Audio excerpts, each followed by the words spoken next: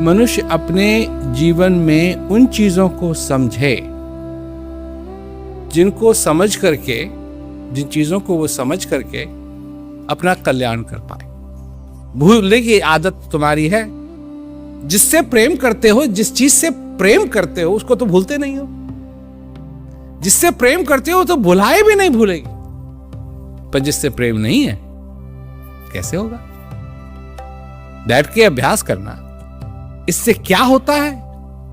जो अनुभव होता है वो तुम्हारे दिमाग को अगर पसंद हो ना हो, पर तुम्हारे हृदय को जरूर पसंद। हृदय को तसल्ली मिलती है, हृदय खुश होता है, अंदर से खुशी आती है। चाहे बाहर से कितनी भी बारिश हो रही हो, संकटों की बारिश चाहे कितनी भी हो रही हो, फिर तुमको अंदर से प्रेरणा मिलती है। और इस जीवन को इस प्रकार अगर जी लें कि इसमें आनंद हो, और इसी का रास्ता बताने के लिए आदिकाल से गुरु महाराज रहे। जब भी वो शक्ति मौजूद होती है जो मनुष्य का हित चाहे, चाहे अवतार कह लो, चाहे कुछ भी कह लो, और गुरु वो हैं जो रास्ता बताने के लिए आते हैं। उनका उस महाभारत से कोई संबंध नहीं है, क्योंकि गुरु जानते हैं कि बिना महाभारत के हुए हुए तुम्हारे जीवन के अंदर महाभारत हो रही है। ये उस महाभारत से निकालने के लिए आते हैं। महाभारत लड़ाने के लिए नहीं, महाभारत से निकालने के लिए आते हैं। यह है गुरु का महत्व। तो समझ में आनी चाहिए बात। एक तो अवतार है जो ये कह रहा है कि ठीक है ये होना है, परंतु ये जो इस जीवन का, जो जीवन की महाभारत है, इससे कौन निकाले? कि महाभारत तो हो रही है और हर दिन होती है, सुबह से लेकर शाम तक, और फिर शाम में भी कोई छोड़ता थोड़ी है। वही चीज जो तुमको सारे दिन दुखी करती रहती है, फिर वो रात को भी दुखी करती है, वही जगाती है, वही परेशान करती है। परंतु अगर प्रेम नहीं है उस ज्ञान से, अगर प्रेम नहीं है इस जिंदगी से, अगर प्रेम नहीं है जो तुमको मिला है इससे, तो कोई भी चीज, किसी भी चीज का तुक नहीं निकाला जा सकता, किसी भी चीज का मायने नहीं मिलेगा। परंतु जब प्रेम हो जाता है, जो अंदर से प्रेम होता है, जब वो हो जाता है, तब जाकर के सचमुच में मनुष्य अपने में असली शक्ति पाता है। लोग इस बात को कभी ना भूलें कि गुरु क्या होता है और गुरु की जरूरत क्या है। क्योंकि गुरु कभी ये नहीं कहेगा तुम ये कर लो, वो कर लो, मैं तुम्हारे लिए ये कर दूंगा, मैं तुम्हारे लिए ये कर दूंगा। नहीं, करना तुमको है। ज्ञान मैं दूंगा, पर उसका अभ्यास तुमको करना है। ज्ञान मैं दूंगा, अभ्यास तुमको करना है। और यही एक चीज है जिससे अगर तुम्हारा लगाव हो गया तो ये आखिरी श्वास तक तुम्हारे साथ लगी रह सकती है। सबसे बड़ी बात और कोई नहीं। ऐसा भी समय आ जाता है कोई तुमसे बात कर रहा है, तुम उस बात को समझ में नहीं आ रही, एकदम वही हाल हो जाता है जैसे जब तुम बच्चे थे। बोलने में भी मुश्किल हो रही है, सुनने में भी मुश्किल हो रही है, देखने में भी मुश्किल हो रही है, हाथ हिलाने में भी मुश्किल हो रही है। एक ही चीज रह जाती है जो तुम आराम से जैसे लेटे हुए हो, श्वास चल रहा है, बस चल रहा है, ये तुम कर सकते हो। तब अगर उसके साथ नहीं जोड़ा जो अंदर चल रहा है, तो फिर क्या करोगे? दूसरी चीज, ये जो तुम्हारा दिमाग है, ये जो तुम्हारा है, ये परेशान करने में तुमको इतना माहिर है कि तब भी आके परेशान कर सकता है और करता है। बेचैनी हो जाती है, अब क्या हो रहा है, अब क्या हो रहा है, अब क्या हो रहा है। ऐसे नहीं, ये कोई जीने का तरीका नहीं, ये कोई जीने का तरीका नहीं। जीना तो इस तरीके से जीना है जैसे प्यार से, मोहब्बत के साथ, ज्ञान के साथ, तो अगर ऐसा है तो सबकी वाह, और नहीं है तो फिर कहीं ना कहीं तो गड़बड़।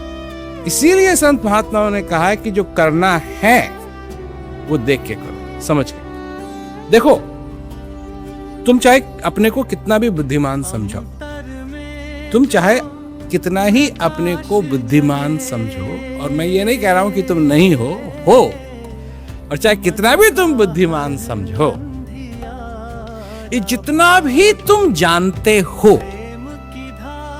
ये तुम्हारे दिमाग में डाला गया है। छोटा बच्चा नहीं जानता नरक क्या होता है, छोटा बच्चा नहीं जानता स्वर्ग क्या होता है, छोटा बच्चा नहीं जानता है कि पाठ पूजा करने से ये होगा, छोटा बच्चा तो ये भी नहीं जानता शांति क्या होती है, छोटा बच्चा नहीं जानता है देवी देवता क्या होता है, छोटा बच्चा नहीं जानता, कुछ नहीं जानता। धीरे धीरे धीरे धीरे करके वो सीखेगा क्या? मां। धीरे धीरे करके ये सारी चीजें उसके दिमाग में डाली जाएंगी। भाषा भी, जो भाषा तुम बोलते हो, मेरे को याद है मैं तीसरी क्लास में था तो एक इंग्लैंड से कोई फैमिली देहरादून में सेटल हुई, तो उनका बच्चा स्कूल आया करता था, और मेरे को विश्वास नहीं होता था कि इतना छोटा सा लड़का, इतना छोटा सा बच्चा इतनी अच्छी अंग्रेजी बोल लेता। हाँ, मतलब ये कितना विद्वान आदमी है, कितना विद्वान लड़का है, कितना पहुंचा हुआ लड़का है। हम तो सीख रहे हैं, हम सबसे नहीं बोला जाता है, और ये तो हमेशा ही अंग्रेजी बोलता रहता है, और इतनी बढ़िया। पर कभी ना कभी तुमको तो बैठ करके ये जानना चाहिए कि जो मेरे दिमाग में डाला गया है, जो मेरे दिमाग में डाला गया है, कितना वो मेरी भलाई के लिए है और कितना वो मेरे को हानि पहुंचा है। कभी अकाउंटिंग जिसे कहते हैं, बेसिक अकाउंटिंग कभी की है?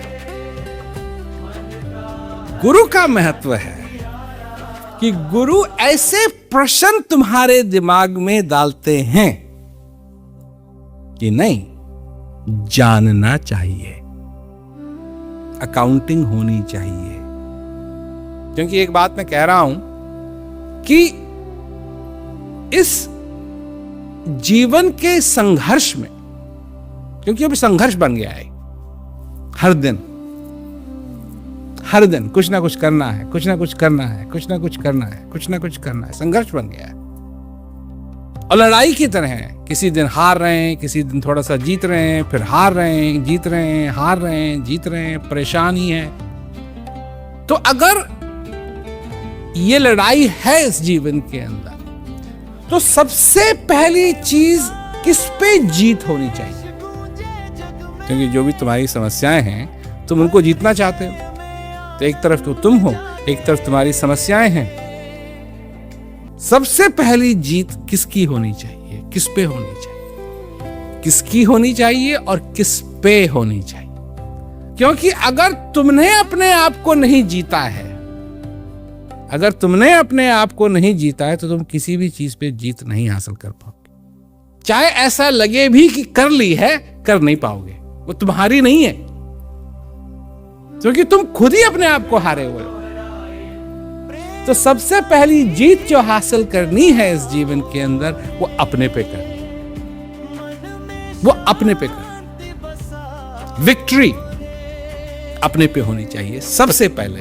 और अपने पे अगर विक्ट्री नहीं हुई, तो किसी चीज के ऊपर भी तुम जीत हासिल नहीं कर पाओगे। समस्या आती रहेंगी, तुम उनसे लड़ते रहोगे, और एक दिन तुम्हारे प्राण निकल जाएंगे समस्याओं से लड़ते लड़ते लड़ते लड़ते। मतलब ये शरीर, ये जो तुम्हारा शरीर है, तुम्हारा तुम्हारा तुम्हारा तुम्हारा शरीर भी तुम्हारा नहीं रहेगा। मतलब अपना कहने के लिए तुम्हारे पास कोई चीज नहीं रह जाएगी।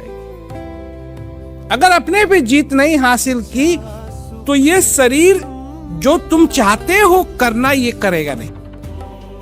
लगन बिना काज ना सरे हैं, जीव परलय हो जाए, गुरु से लगन कठिन मेरे भाई। क्यों? क्योंकि जो मैं कह रहा हूं ये तुमको समझ में तो आ रहा है, पर इसको सही करने के लिए तुम्हारे को डर लगता है। डर के बहुत रूप हैं। डर का एक ही रूप नहीं है। डर का ये नहीं है जैसे यहां क्या कहते हैं भूत आ गया कोई, डर का एक रूप नहीं है, डर के कई रूप हैं। याद है जब तुमने पढ़ाई नहीं की थी और टेस्ट देने के लिए जाना है, डर लगता था, तो वो भूत तोड़ी है कोई की, तो फिर भी अंदर से डर लग रहा है। बेचैनी, ये भी एक डर का हिस्सा है। बेचैनी महसूस हो रही है, फ्यू, काश 2 मिनट ध्यान दिया होता। उस समय तो ध्यान कहीं और होता है, यहां ये करेंगे वो करेंगे, पार्टी करेंगे, ये करेंगे वो करेंगे, ध्यान नहीं दिया। डर का ये रूप भी है। जब अंधेरा हो जाता है, अनजान जगह में है, डर लगता है, क्या हो गया, क्यों हो गया, नहीं। और भजन अभ्यास करना अभी टाइम नहीं है। क्या ये भी एक भय है? क्या ये भी एक भय है? क्योंकि अंदर से कुछ चीज कहती है नहीं। दो बातें हैं ना। दो बातें हैं, एक तरफ तो मोहन, एक तरफ तो विष्णु। और विष्णु का जो रूप है वो है सर्वश, प्रकाश, शांत, और दूसरी तरफ है प्रकृति जिसमें मरना है। विष्णु का जो रूप है उसमें कोई मौत नहीं है, मोक्ष। और फिर ये प्रकृति है, इसमें मर भी रहे हैं, ये भी है वो भी है। इसे कहते हैं, ये भी विष्णु का रूप है। तो जानते हो इस रूप को क्या कहा जाता है? इस रूप को कहा जाता है मोहिनी। प्रकृति का जो रूप है ये हुआ मोहिनी, और विष्णु का जो असली रूप है विष्णु, जो मेल है, पुरुष है, मोक्ष। और ये जो है ये फीमेल है। तो एक चीज दूसरे को कहे नहीं ऐसा मत कर, अपना सारा जीवन तू इन चीजों में लगा जो तुम्हारे दिमाग में सारी बातें डाली गई, जो तुम्हारी नहीं है, जो तुम्हारे दिमाग में डाली गई हैं। क्योंकि इसका सत्य से कुछ लेना देना नहीं है जो तुम्हारे दिमाग में डाला गया है। अपने जीवन को धन्य बनाओ, अपने जीवन को सफल बनाओ, यही मौका है।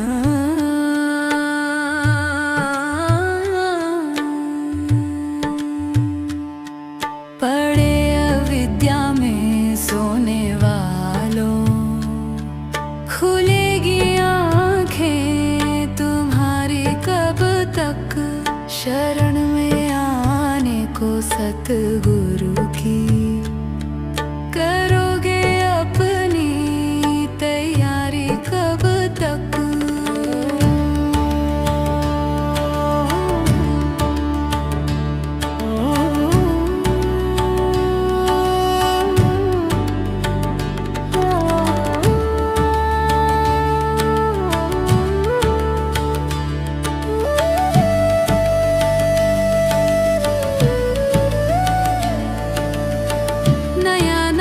बचपन वो खेल बिन है, चढ़ी जवानी ये चांद दिन है, समय बुढ़ापे का फिर कठिन है, रहोगे ऐसे अनारी कब तक।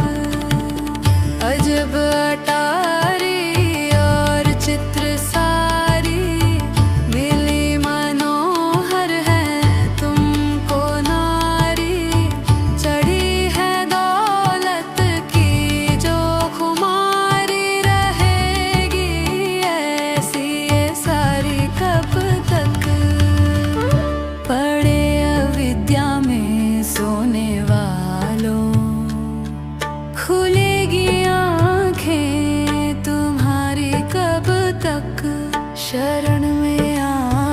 को सतगुरु की।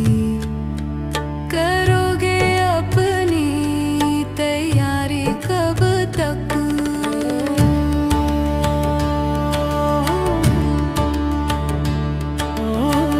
कबीर तो कहते हैं पुकारे, मगर तुम्ही को है अख्तियारी। सुनो अगर ना सुनो हमारी, बनोगे सच्चे विचारी कब तक?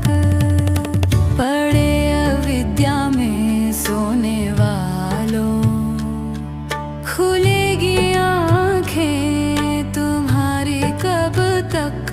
शरण में आने को सतगुरु की।